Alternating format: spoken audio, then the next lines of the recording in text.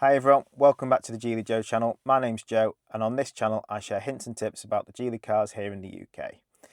If that's something that you think would be useful for you now and in the future, make sure you subscribe to the channel and you're not going to miss any future videos. And then when you get to the end of the video today, if it's been useful for you, do make sure you give us a thumbs up. That like really does make a difference. It means YouTube get this video out to more people that this video might be able to help. Today I'm going to cover something which I've already covered on the channel. I covered it in a software update because it was a new feature at the time, but I think it really merits its own video on its own, and that's the drive setup. So we're going to take a look at that today, how you set it up and how you enable it every time you start the car. So we go on to our settings menu, drive menu, and then we've got a button here which says drive setup. And if you click on drive setup, you'll get a number of options. Now, some of these have been set already by me. This is how I like to have my car set up. Yours may look slightly different on first time, but it's mainly there's two sections in this. There's a driving mode and engine recovery. So that's how the car performs. So do you want it to run eco mode by default or sports mode? And then you've got some of the security warnings which are turned on by default every time you start the car, which is a regulation. All cars have to do these type of things now, but this is a quicker way of disabling some of those features if they're things that you don't really want to be running.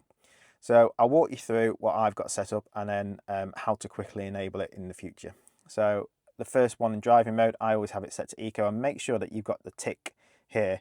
If you've not got the tick enabled, that setting is not going to be enabled on your drive setup. So anything on this list that you want set up, make sure you got that tick to actually enable it. So I've got mine on eco mode for driving mode. Energy recovery, I leave that set to high.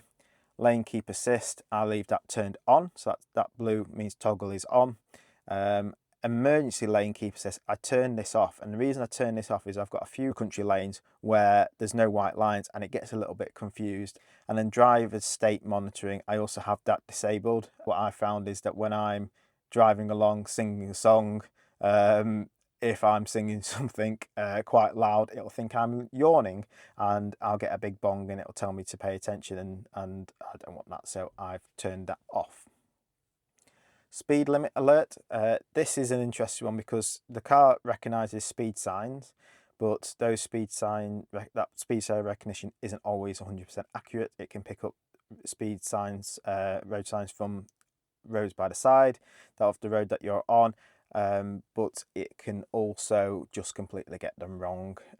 So I leave that as blinking icon just so I've got some type of warning on the dash, but I've turned off the sound alert. When you've that's all the settings you can do. When you've done that, if you press save and activate and then confirm, we'll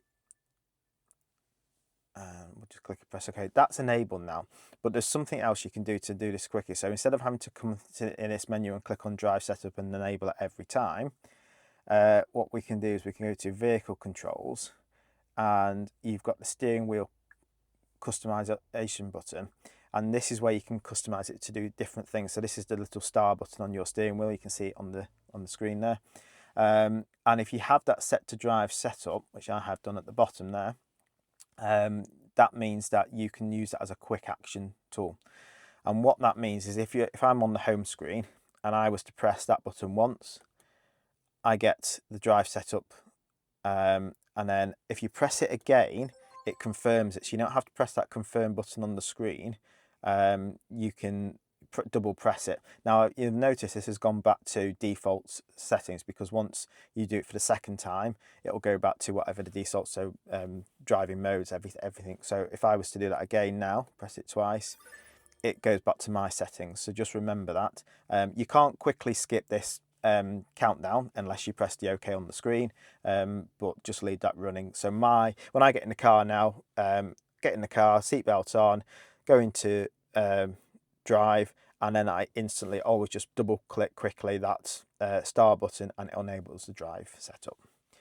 I hope that's been useful for you. If you do have any questions, do make sure you pop them down in the comments below. I'll also leave a link to our Facebook groups in the description for this video. That's where we discuss a lot of this stuff. Those groups are quite big now. There's a few thousand in each of those, and I have got an EX2 one because we are expecting the EX2 in the UK in the next month.